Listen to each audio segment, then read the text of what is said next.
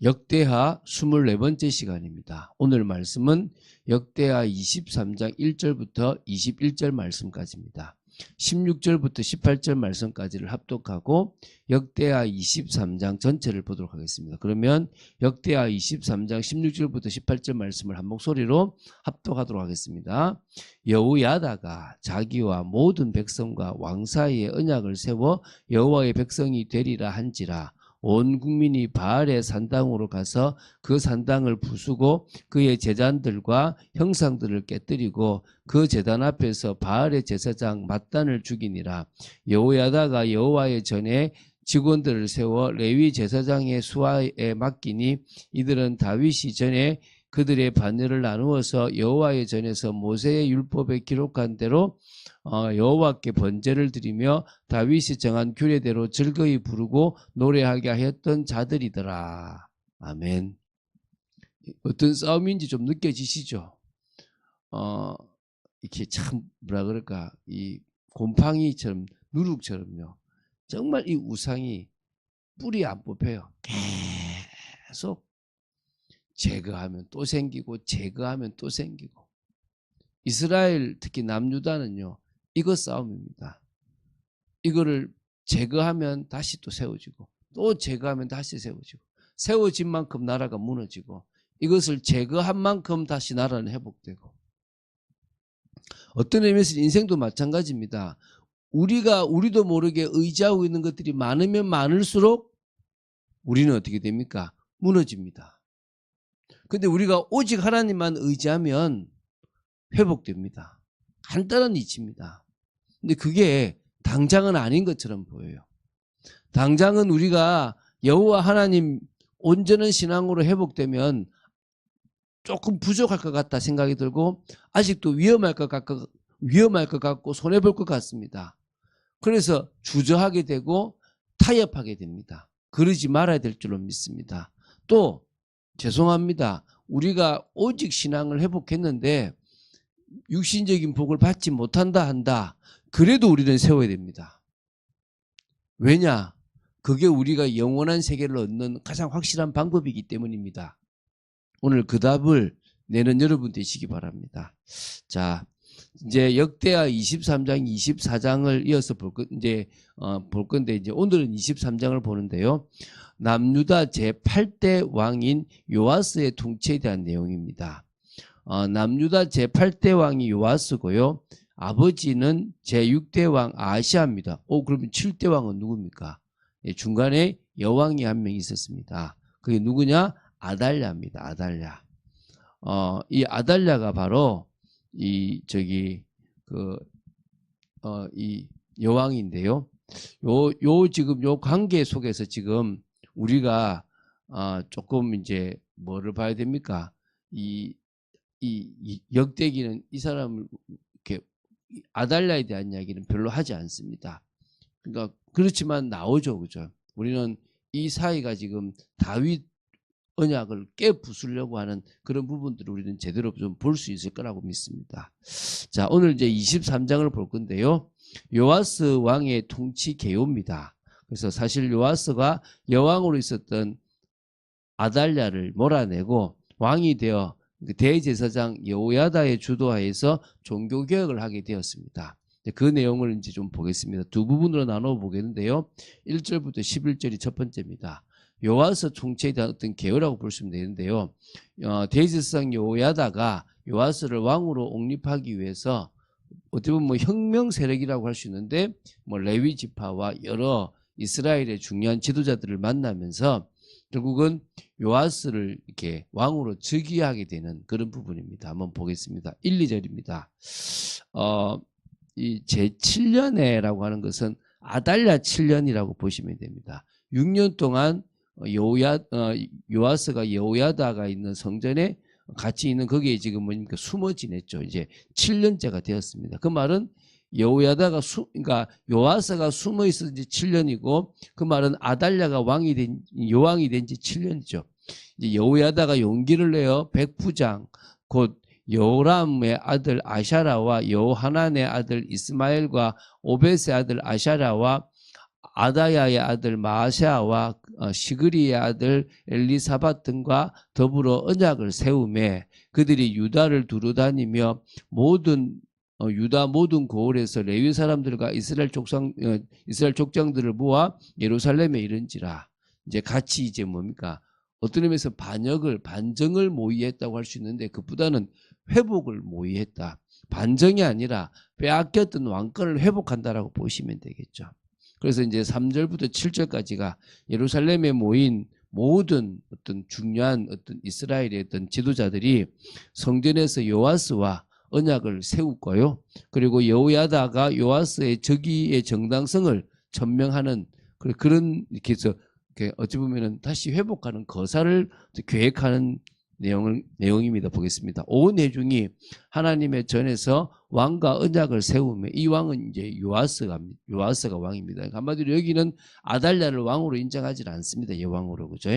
여호야다가 무리에게 이르되 여호와께서 다윗의 자손에게 대하여 말씀하신 대로 왕자가 즉위하여야 할지니 이제 너희는 이와 같이 행하라. 너희 제사장들과 레위 사람들 곧 안식일에 당번인 자들의 3분의 1은 문을 지키고 3분의 1은 왕궁에 있고 3분의 1은 기초문에 있고 백성들은 여호와의 전뜰에 있을지라. 제사장들과 수종들은 레위 사람들은 거룩한즉 여호와의 전에 들어오려니와 그 외에 다른 사람은 들어오지 못할 것이니 모든 백성은 여호와께 지켜야 할 바를 지킬지며 레위 사람들은 각각 손에 무기를 잡고 왕을 호위하며 나쁜 사람이 성전에 들어오거든 죽이고 왕이 출입할 때에 경호할지니라 하니. 자, 이런 부분이 있죠, 그죠? 이제 결국 이렇게 이제 성전에서 다른 일반인들이 못 들어오는 이걸 이제 통해서 이제 어떻게 보면 이제 뭘 하려고 합니까?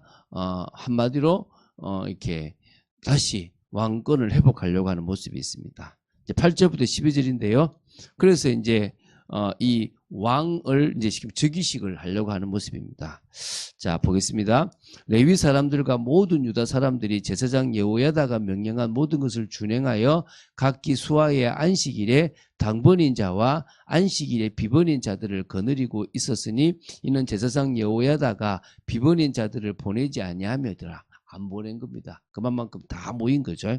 제사장 여호야다가 하나님의 전 안에 있는 다윗 왕의 창과 큰 방패와 작은 방패를 백부장들에게 주고 또 백성들에게 각각 손에 무기를 잡고 왕을 호위하되 성전 오른쪽에서부터 성전 왼쪽까지 제단과 성전 곁에 서게 하고 무리가 왕자를 인도하여 내어 면류관을 씌우며 율법책을 주고 세워 왕으로 삼을세. 여호야다가 그의 아들들이 그에게 기름을 붓고 이르기를 왕이여 만세수를 누리소서 하니라. 이 성전 안에서 이제 그러니까 왕 즉위식을 거행한 겁니다. 여러분 지금은 원래 왕궁에서 해야 되고 다 백성이 보는 데서 해야 되는데 그럴 수가 없잖아요. 먼저 이렇게 했습니다. 이것은요.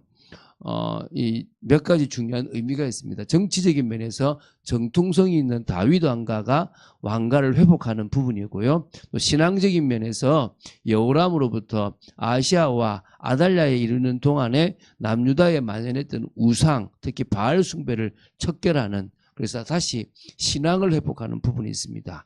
그리고 이제 구속사적인 측면을 볼 때는 다윗의 혈통에서 인류를 구원할 메시아가 나시게 하려는 하나님의 구속 계획에 차질이 없도록 하기 위한 것도 있습니다. 이렇게 정치적인 면, 신앙적인 면, 구속사적인 면에서 이건 되게 중요한 일이라고 보시면 되겠죠.